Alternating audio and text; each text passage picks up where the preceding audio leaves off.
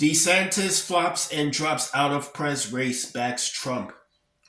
Florida Governor Ron DeSantis suspended his Republican presidential campaign on Sunday, ending his 2024 White House bid just before the New Hampshire primary while endorsing his bitter rival Donald Trump.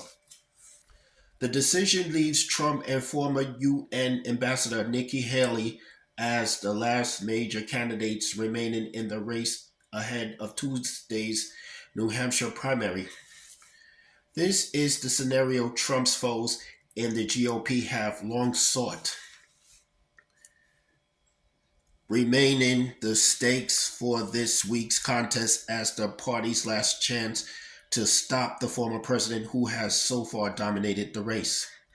But as some Trump critics cheered, DeSantis nodded towards Trump's primary dominance and attacked Haley in an exit video he posted on social media.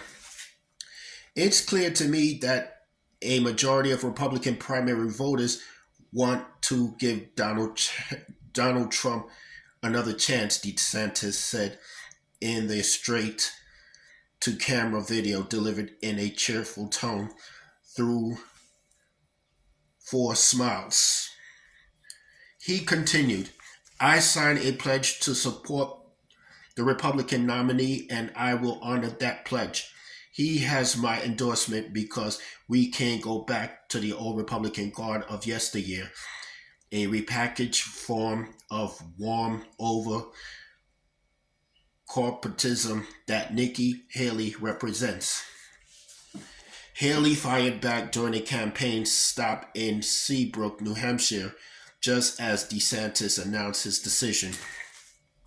"He ran a great race. He's been a good governor, and we wish him well," she told a room packed with supporters and media. "Having said that, it's now one fella and one lady left." DeSantis' decision, while perhaps not surprising given his 30-point blowout loss last week in Iowa, marks the end of an extraordinary decline for a high-profile governor once thought to be a legitimate threat to Trump's supremacy in the Republican Party. He entered the 2024 presidential contest with major advantages in his quest to take on Trump, and early primary polls suggested DeSantis was in a strong position to do just that. He and his allies amass a political fortune well in excess of $130 million, and he boasted a significant legislative record on issues important to many conservatives like abortion and the teaching of race and gender issues in schools. Such advantages did not survive the reality of the presidential politics in 2024.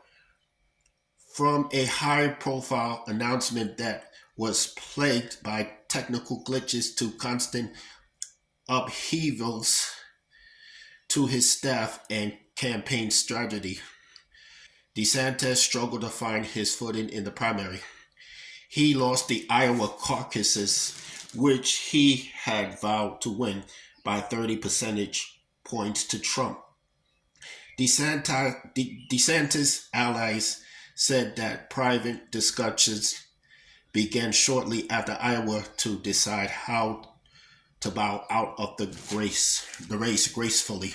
The Florida governor notified top donors and supporters of his decision through a series of phone conversations and text messages between senior campaign officials to top donors and supporters on Sunday afternoon, according to two people who received such communications.